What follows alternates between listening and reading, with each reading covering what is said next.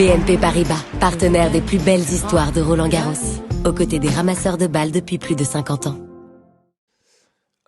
Going into the match, I knew that my opponent is someone worthy when it comes to a reputation on the tour. I would have considered it a difficult first round match, so I was expecting a fight from his end.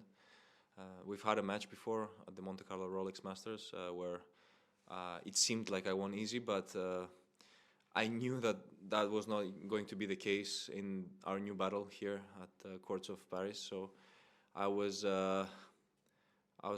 quite alert from the beginning of the match and knew that he's going to definitely step up his level and trying to try and approach this game in a different way. So I was reacting to certain things and shots that were coming my way and was trying to come up with a good solution. Generally satisfied with how things proceeded, especially when I started finding the momentum on the returns and locking in on my serve. I felt like things started working out pretty well. I was opening the court pretty nicely, and that definitely got to my favor. Stefanos, well played today. Wanted to ask you a couple questions about movement on the clay. Been asking a lot of different players. Some don't like to move on at all, like Americans that aren't familiar with it, but you're one of the guys who's excellent on the surface, and it looks like you love to move out there and you move so naturally. How did you develop that movement in the beginning, and is it still challenging for you? Well, I grew up in Glyfada, which is a region southwest of Athens, and my club only had clay courts. We had 5 clay courts. Since a young age, I developed my tennis around clay, and there wasn't a place that I went to play on hard. And I would say that transition came later into my life. Getting better on hard came at later stages of my life, which I would consider probably 14 to 15 years old. I started stepping up my game in terms of hardcore results and hardcore improvements. So I would definitely owe that to my upbringing and the way I started tennis. Clay was a big surface for me growing up, and I always felt comfortable.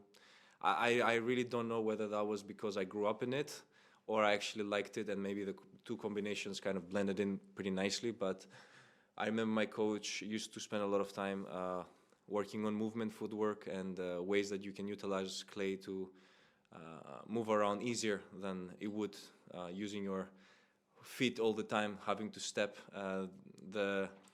The importance that maybe some neglect or maybe don't focus too much on. You are expected to maybe have your feet constantly moving on other surfaces and positioning yourself in the right place at the right time.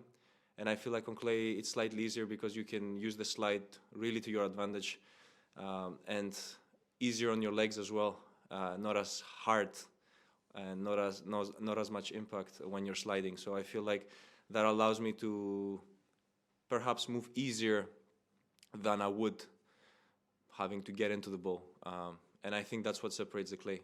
If you know how to slide, you have a big advantage, and it definitely helps you cutting corners around the court.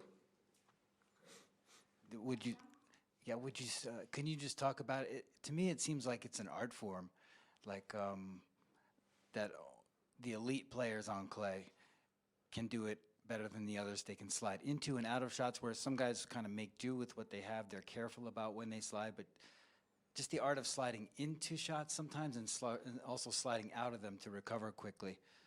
Is that still a work in progress for you, or is it like when you step on it, it's just like, it's easy? It's always a work in progress. When I first play on clay court, the first few days, obviously I'm not used to it, and it takes maybe a few days to start adapting to the difference that clay court has to offer.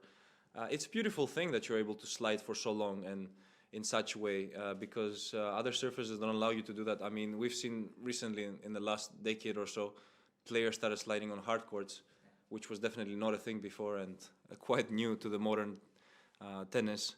But clay has always been there. I feel like it allows you to defend on shots that perhaps would have not been possible on other surfaces, because you would really be out of position and in a very awkward stance to hit it that way. So clay definitely allows you to recalibrate, get back into the rally, even if you're in a very defensive position, and that sliding definitely helps a lot. It's like an art form because you start the set and the court is clean, it's polished, no marks, and you finish a set and you can see your entire movement on court, what you've done well and what you also, where you have positioned yourself on returns specifically.